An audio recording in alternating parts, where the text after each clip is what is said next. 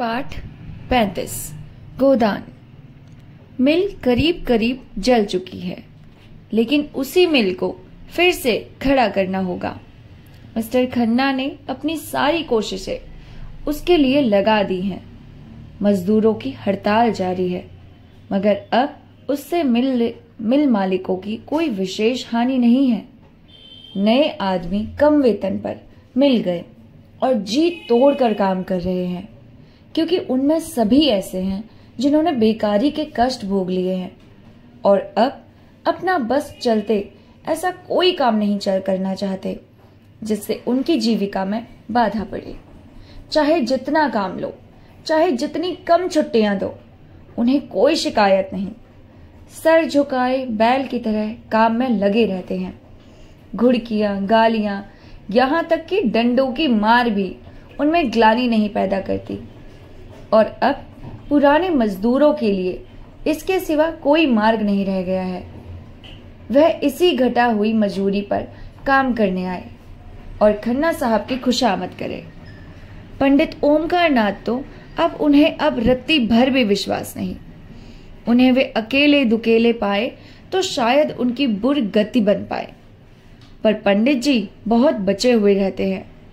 चिराग जलने के बाद अपने कार्यालय से बाहर नहीं निकलते और अफसरों की खुशामद करने लगे हैं।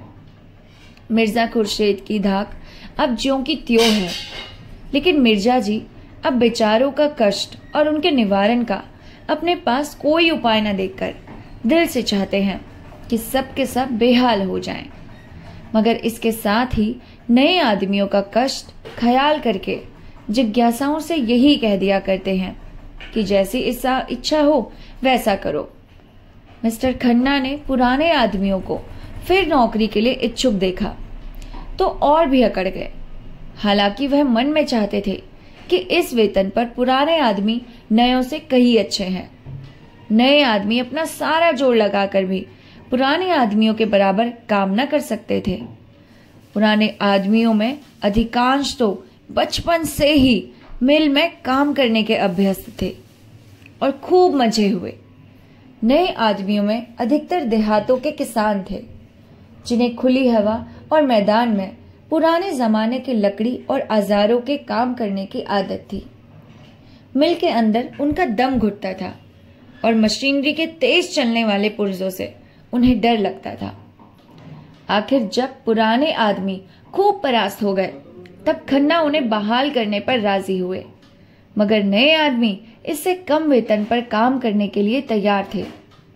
और अब डायरेक्टरों के सामने यह सवाल आया कि वह पुरानों को बहाल करे कि नयों को रहने दे। डायरेक्टरों में आधे तो नए आदमियों का वेतन घटाकर रखने के पक्ष में थे। आधों की यह धारणा थी कि पुराने आदमियों को हाल के वेतन पर रख लिया जाए। थोड़े से रुपए ज्यादा खर्च जरूर होंगे, मगर काम उससे ज्यादा होगा। खन्ना तो मिल के प्राण थे, एक तरह के सर्वे सर्वा। डायरेक्टर तो उनके हाथ की कठपुतलियां थी। निश्चय खन्ना ही हाथों में था और वह अपने मित्रों से नहीं, शत्रुओं से भी इस विषय में सलाह ले रहे थे। सबसे पहले तो उन्होंने गोविंदी की सलाह ली, जब से मालती की ओर से उन्हें निराशा हो गई थी और गोविंदी को मालूम हो गया था कि मेहता जैसा विद्वान और अनुभवी और ज्ञानी आदमी मेरा कितना सम्मान करता है और मुझसे किस प्रकार की साधना की आशा रखता है। तब से दंपत्ति में स्नेह फिर जाग उठा था। स्नेह मत कहो, मगर सहचार्य तो था ही। आपस में वह जलन और अशांति न थी, बीच की दीवार टूट गई थी। मालती के रंग ढंग की भी काया पलट होती जाती थी। मेहता का जीवन अब तक स्वाध्याय और चिंतन में गुजरा था और सब कुछ कर चुकने के बाद और आत्मवाद और आत्मानवाद की खूब छानबीन कर लेने पर वह इसी तत्व पर पहुंच जाते थे कि प्रकृति और निवृत्ति दोनों के बीच में जो सेवा मार्ग है, चाहे उसे कर्मयोग कहो या वही जीवन के सार्थक कर सकता है, वही जीवन को ऊंचा और पवित्र बना सकता है। किसी सर्वज्ञ ईश्वर में इतना विश्वास न था, यद्यपि वे अपनी नास्तिकता को प्रकट न करते थे। इसलिए इस विषय में निश्चित रूप से कोई मत स्थिर करना वो अपने लिए असंभव समझते थे। पर यह धारणा उनके मन में दृढ़ हो गई थी कि प्राणियों के जन्म मरण, सुख दुख, पाप पुण्य में कोई ईश्वरीय विद्वान नहीं है। उनका ख्याल था कि मनुष्य ने अपने अहंकार में अपने को इतना महान बना लिया है कि उसके हर एक काम की प्रेरणा ईश्वर की ओर से होती है। इसी तरह टिड्डियां भी ईश्वर को उत्तरदायी ठहराती होंगी, जो अपने मार्ग में समुद्र आ जाने पर अरबों की संख्या में नष्ट हो जाती है। मगर ईश्वर के ये विधान इतने अज्ञेय हैं कि मनुष्य की समझ में नहीं आते, और उन्हें मानने से ही मनुष्य को क्या संतोष मिल सकता है। ईश्वर की कल्पना का एक ही उद्देश्य उनकी समझ में आता था, वह था मानव जाति की एकता। एकमवाद का सर्ववात्म या अहिंसा तत्व को वह आध्यात्मिक दृष्टि से नहीं, भौतिक दृष्टि से देखते थे। यद्यपि इन तत्वों का इतिहास के किसी काल में भी आधिपत्य नहीं रहा, फिर भी मनुष्य जाति के सांस्कृतिक विकास में उनका स्थान बड़े महत्व का है। मानव समाज की एकता में मेहता का दृढ़ विश्वास था, मगर इस विश्वास के लिए उन्हें ईश्वर तत्व को मानने की जरूरत न मालूम होती थी। उनका मानव प्रेम इस आधार पर अवलंबित न था कि प्राणी मात्र में एक आत्मा का विनाश है। द्वैत और अद्वैत का व्यापारिक महत्व के सिवा और कोई उपयोग न समझते थे, और यह व्यापारिक महत्व उनके लिए मानव जाति को एक दूसरे के समीप लाना, आपस में भेदभाव को मिटाना, भातृभाव के भाव को दृढ़ करना ही था। यह एकता अनभिज्ञता और आत्मा में इस तरह जम गई थी कि उनके लिए किसी आध्यात्मिक आधार की सृष्टि उनकी दृष्टि में व्यर्थ थी। एक बार इस तत्व को पाकर वह शांत न बैठ सकते थे। स्वार्थ से अलग अधिक से अधिक काम करना उनके लिए आवश्यक हो गया था। इसके बगैर उनका चित्त शांत न हो सकता था। यश, लोभ या कर्तव्य पालन के भाव उनके मन में आते ही नहीं थे। इसकी तुच्छता ही उन्हें इससे बचाने के लिए काफी थी। सेवा ही अब उनका स्वार्थ होता जाता था, और उसकी उदार वृत्ति का असर अज्ञात रूप से मालती पर भी पड़ता था। अब तक जितने मर्द उसे मिले, सभी ने उनकी विलास वृत्ति से ही उकसाया। उसकी त्याग वृत्ति दिन दिन क्षीण होती जाती थी, पर मेहता के संसर्ग में आकर उसकी त्याग भावना सजग हो गई। सभी मनस्वी प्राणियों की यह भावना छिपी रहती और प्रकाश पाकर चमक उठती है। आदमी धन या नाम के पीछे पड़ा रहता है तो समझ लो कि अभी तक वह किसी परिष्कृत आत्मा के संपर्क में नहीं आया। मालती अब अक्सर गरीबों के घर बिना फीस लिए ही मरीजों को देखने जाती। मरीजों के साथ उनके व्यवहार में मृदुता आ गई थी। हाँ, अभी तक वह शौक श्रृंगार से अपना मन न हटा सकती थी। रंग और पाउडर का त्याग उसे अपने आंतरिक परिवर्तनों से कहीं ज्यादा कठिन जान पड़ता था। इधर कभी कभी दोनों देहातों की ओर चले जाते और किसान के साथ 2-4 घंटे रहकर उनके झोपड़ों में रात काटकर उन्हीं का सा भोजन करके अपने को धन्य समझते। एक दिन वे सेमरी पहुंच गए और घूमते घूमते बिलारी जा निकले। होरी द्वार पर बैठा चीलम पी रहा था। मालती और मेहता आकर खड़े हो गए। मेहता ने होरी को देखते ही पहचान लिया और बोला, यही तुम्हारा गांव है? याद है हम लोग राय साहब के यहाँ आए थे, तुम धनुष यज्ञ की लीला में माली बने थे। होरी की स्मृति जाग उठी, पहचाना और पटेश्वरी के घर की ओर कुर्सियां लाने चला। मेहता ने कहा, कुर्सियों का कोई काम नहीं, हम लोग इसी खाट पर बैठ जाते हैं। यहाँ कुर्सी पर बैठने नहीं, तुमसे कुछ सीखने आए हैं। दोनों खाट पर बैठे। होरी हद बुद्धि सा खड़ा था। इन लोगों की क्या खातिर करे? बड़े बड़े आदमी हैं, उनकी खातिर करने लायक उसके पास है ही क्या? आखिर उसने पूछा, पानी लाऊं? मेहता ने कहा, हाँ, प्यास तो लगी है। कुछ मीठा भी लेता आऊं? ले आओ, अगर घर में हो। होरी घर में मीठा और पानी लेने गया। तब तक गांव के बालकों ने आकर इन दोनों आदमियों को घेर लिया और लगे निखरने, मानो चिड़िया के अनोजे जंतु आए हों। सिल्लू बच्चों को लिए किसी काम से जा रही थी। इन दोनों आदमियों को देखकर कुतूहलवश ठिठक गई। मालती ने आकर उसके बच्चों को गोद में लिया और प्यार करती हुई बोली, कितने दिनों का है? सिल्लो को ठीक मालूम ना था। एक दूसरी औरत ने बताया, कोई साल भर का होगा। क्यों नहीं? सिल्लो ने समर्थन दिया। मालती ने विनोद किया, प्यारा बच्चा है, इसे हमें दे दो। सिल्लो ने गर्व फूल कर कहा, आप ही का तो है, तो मैं इसे ले जाऊं? ले जाइए, आपके साथ रहकर आदमी हो जाएगा। गांव की और महिलाएं आ गई और मालती और होरी के घर में ले गई। यहाँ मर्दों के सामने मालती से वार्तालाप करने का अवसर उन्हें ना मिला। मालती ने देखा खाट बिछी है, उस पर एक दरी पड़ी है जो पट्टेश्वरी के घर से मांगी आई थी। मालती जाकर बैठी। संतान रक्षा और शिशु पालन की बातें होने लगी। औरतें मन लगाकर सुन रही थी। धनिया ने कहा, यहाँ सब सफाई और संयम कैसे होगा सरकार? भोजन तक का तो ठिकाना नहीं। मालती ने समझाया, सफाई में कुछ खर्च नहीं, केवल थोड़ी सी मेहनत और होशियारी से काम चल सकता है। दुलारी ने पूछा, यह सारी बातें तुम्हें कैसे मालूम हुई सरकार? आपका तो अभी ब्याह ही नहीं हुआ। मालती ने मुस्कुराकर पूछा, तुम्हें कैसे मालूम हुआ कि मेरा ब्याह नहीं हुआ? सभी स्त्रियां मुंह फेरकर मुस्कुराई। धनिया बोली, यह भी छिपा रहता है क्या मिस साहब? मुंह देखते ही पता चल जाता है। मालती ने झेपते हुए कहा, इसलिए ब्याह नहीं किया कि आप लोगों की सेवा कैसे करती। सब लोगों ने एक स्वर में कहा, धन्य हो सरकार, धन्य हो। सिलिया मालती के पांव दबाने लगी। सरकार, आप कितनी दूर से आई हैं, थक गई होंगी। मालती ने पांव खींचकर कहा, नहीं नहीं, मैं थकी नहीं हूं, मैं तो हवा गाड़ी पर आई हूं। मैं चाहती हूं आप लोग अपने बच्चे लाएं, तो मैं उन्हें देखकर लोगों को बताऊं कि आप उन्हें कैसे तंदुरुस्त और निरोग रख सकती हैं। जरा देर में 20-25 बच्चे आ गए। मालती उनकी परीक्षा करने लगी। कई बच्चों की आंखें उठी थी, उनकी आंख में दवा डाली। अधिकतर बच्चे पतले थे। इसका कारण था माता पिता को भोजन अच्छा न मिलना। मालती को यह देखकर आश्चर्य हुआ कि बहुत कम घरों में दूध होता था।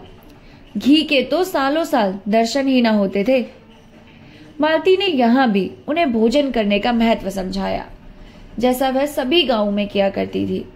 उसका जी इसलिए जलता था कि ये लोग अच्छा भोजन क्यों नहीं करते। उसके ग्रामीणों पर क्रोध आया। क्या तुम्हारा जन्म इसलिए हुआ है कि तुम मर मर कर कमाओ और जो कुछ पैदा हो उसे खा न सको? जहाँ 2-4 बैलों के लिए भोजन हो, 1-2 गाय भैंसों के लिए चारा नहीं है?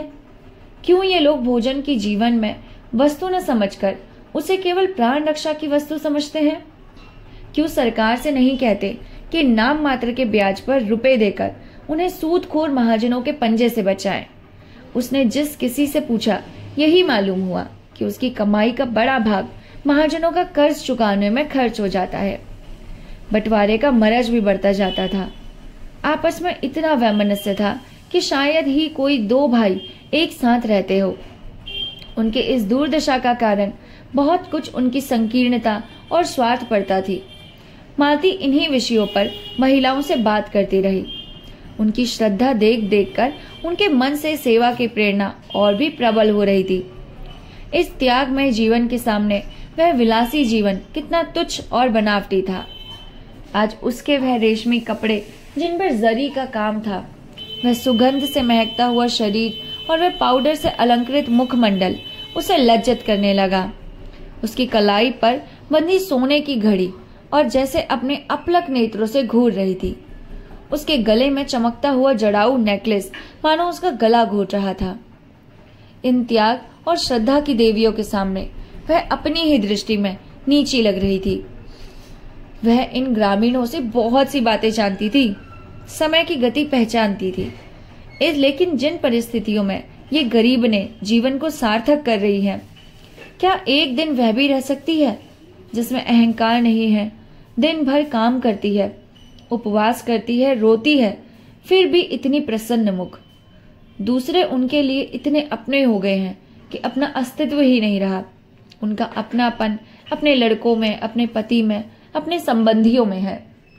इस भावना की रक्षा करते हुए इसी भावना का क्षेत्र और बढ़ाकर भारी नारीत्व का आदर्श निर्माण होगा। जागृत देवियों में उसकी जगह आत्म सेवन का जो भाव आ बैठा, सब कुछ अपने लिए, अपने भोग विलास के लिए, उससे तो यह सुषुप्त वासस्था ही अच्छी।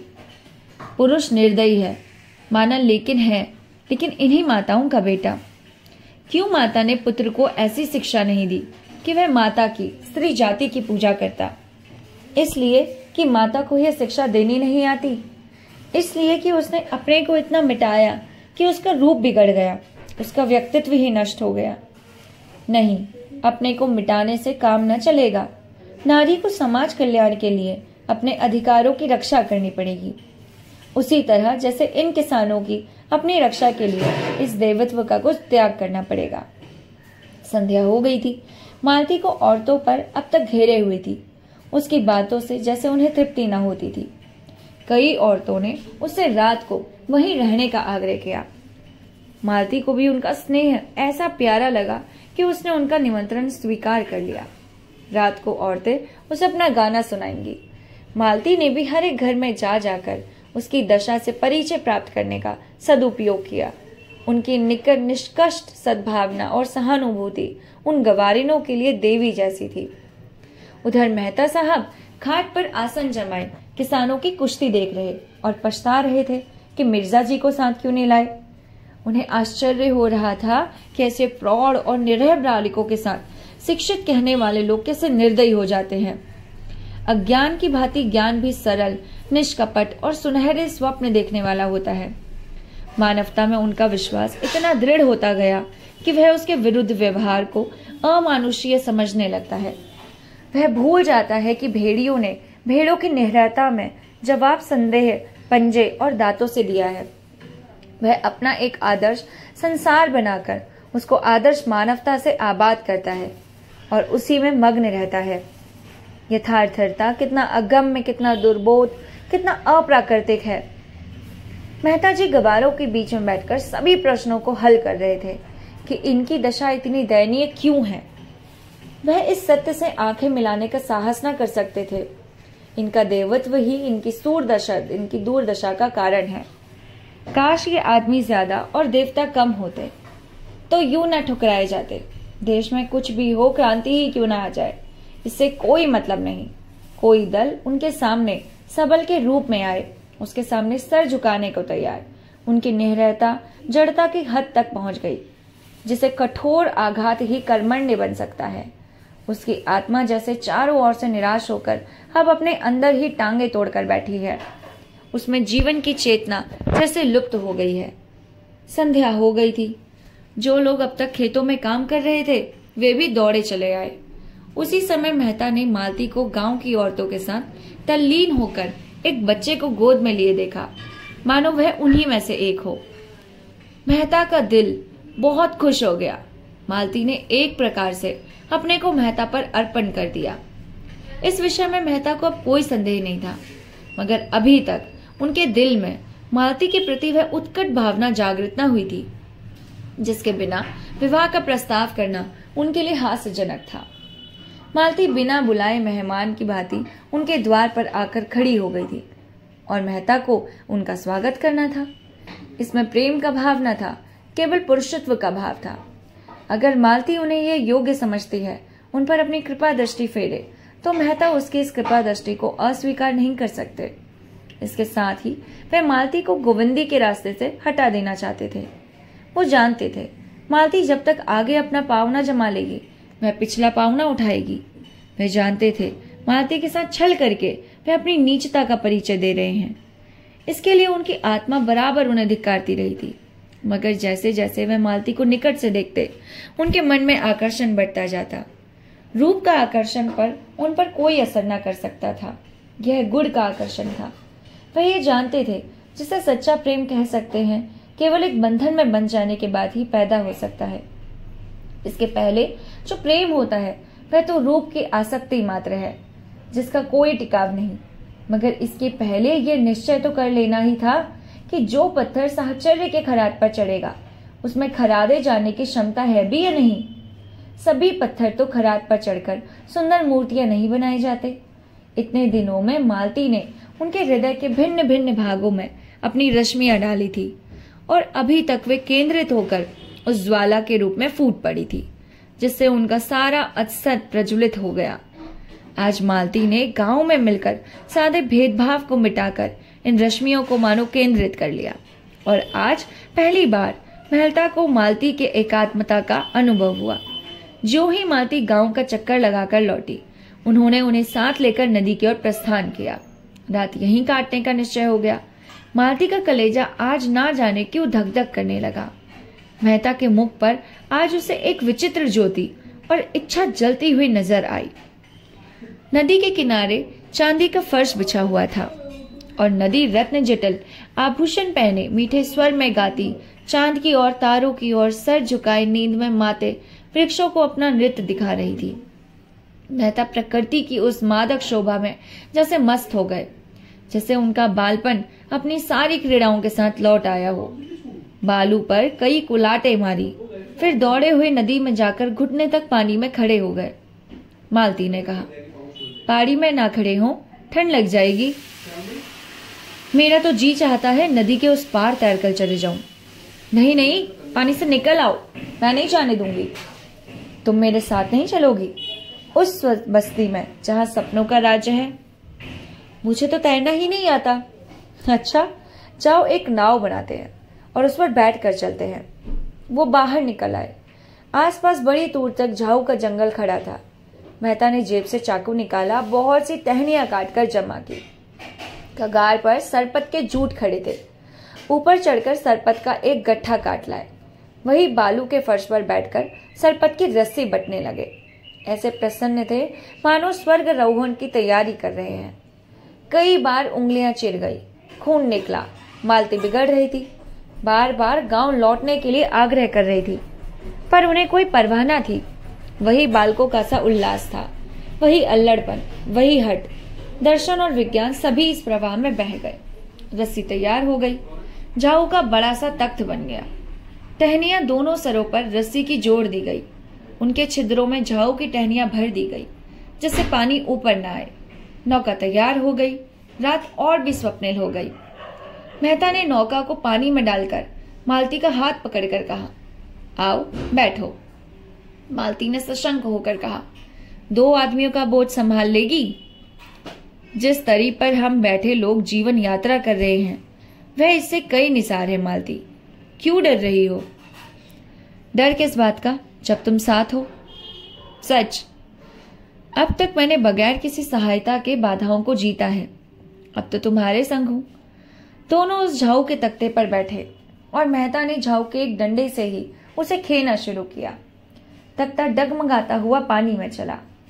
मालती ने मन में इस तख्ते को हटाने के लिए पूछा, तुम तो हमेशा शहरों में रहे, गांव के जीवन का तुम्हें कैसे अभ्यास हो गया? मैं तो ऐसा तख्ता कभी नहीं बना सकती।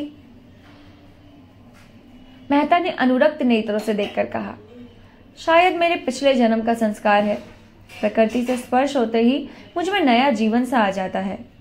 एक एक पक्षी, पशु मुझे आनंद का निमंत्रण देता हुआ जान पड़ता है, मानो भूले हुए सुखों की याद दिला रहा हो। यह आनंद मुझे और कहीं नहीं मिलता। मालती संगीत के रुलाने वाले स्वरों में भी नहीं, दर्शन की ऊंची उड़ानों में भी नहीं। जैसे आपको पा जाता हूं, जैसे पक्षी अपने घोंसलों में आ जाए। तख्ता डगमगाता, कभी तिरछा, कभी सीधा, कभी चक्कर खाता हुआ चला जा रहा था।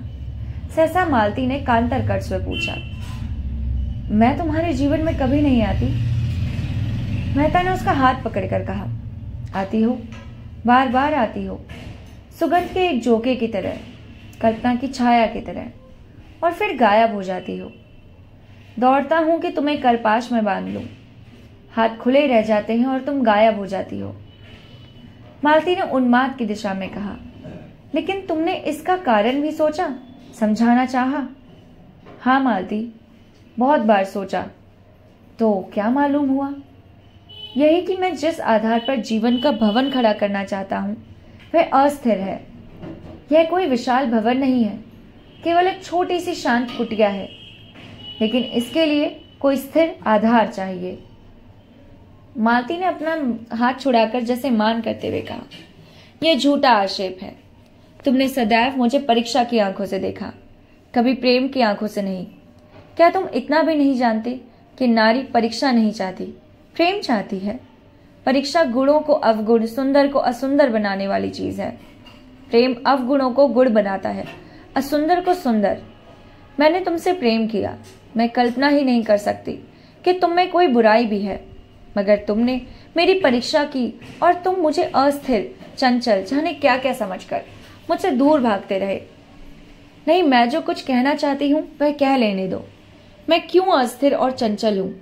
इसलिए कि मुझे वह प्रेम नहीं मिला जो मुझे स्थिर और अचंचल बनाए। अगर तुमने मेरा जीवन उसी तरह आत्मसमर्पण किया होता जैसे मैंने तुम में किया है, तो आज मुझ पर यह आक्षेप न रखते। मेहता ने मालती के मान का आनंद उठाते हुए कहा, तुमने मेरी परीक्षा कभी नहीं की, सच कहती हो? कभी नहीं। तो तुमने गलती की। मैं इसकी परवाह नहीं करती। भावुकता में ना आओ मालती। प्रेम देने से हम परीक्षा करते हैं, और तुमने की, चाहे अप्रत्यक्ष रूप से की हो।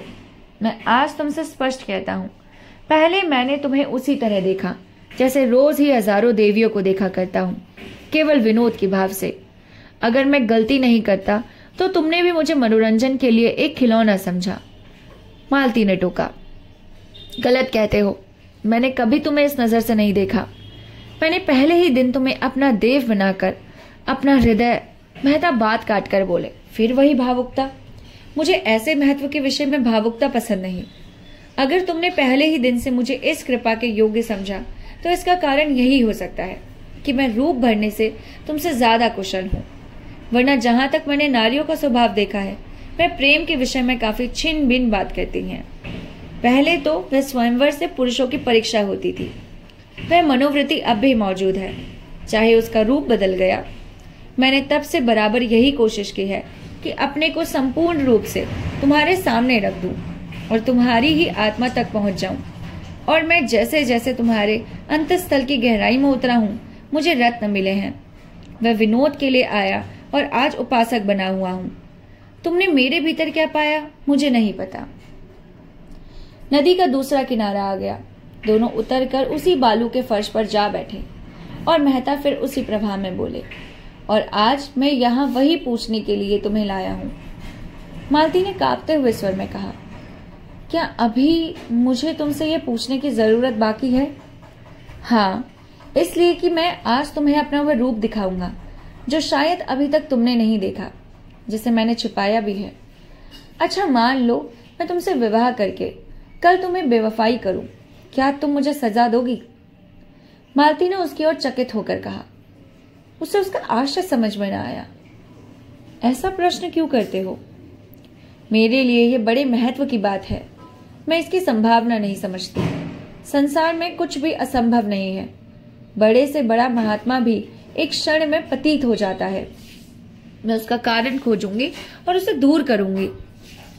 मान लो मेरी आदत न छूटे, फिर मैं नहीं सह सकती, क्या करूंगी? शायद विष खाकर सो रहूं। लेकिन यदि तुम मुझसे प्रश्न करो तो मैं इसका दूसरा जवाब दूंगा। बतलाओ।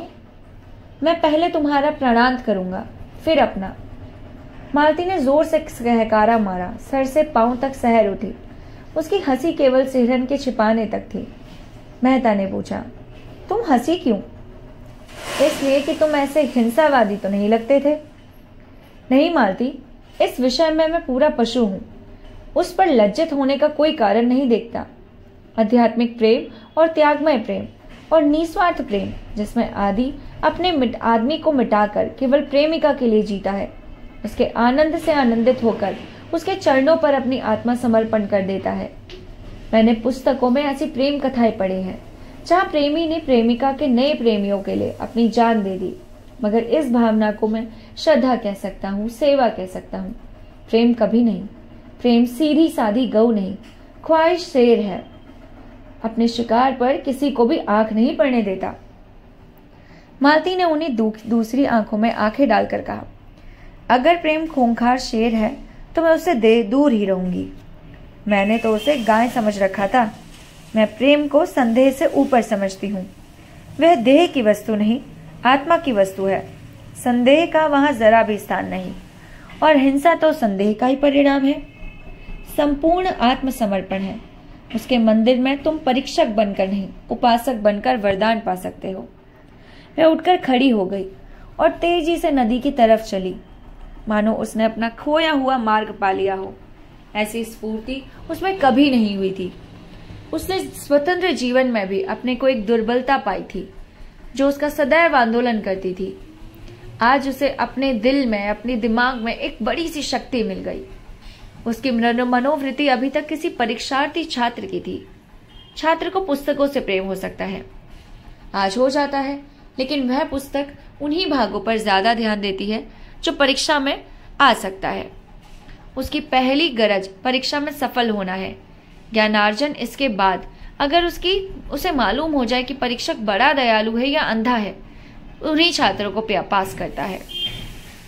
शायद पुस्तकों की ओर आंख उठाकर भी ना देखे। मालती जो कुछ करती थी मेहता को प्रसन्न करने के लिए। उसका मतलब था मेहता का प्रेम और विश्वास प्राप्त करना, उसके मनोरंजन की रानी बन जाना। लेकिन उसी छात्र की तरह अपनी योग्यता पर विश्वास जमा कर लियाकत आ जाने से परीक्षक आप ही आप उससे संतुष्ट हो जाएगा, इतना धैर्य उसे न था। पार्ट 30 को, इस पार्ट को यहीं पर थोड़ा सा होल्ड करते हैं। नेक्स्ट पार्ट के साथ इसे भी कंटिन्यू करेंगे। तब तक के लिए नमस्कार।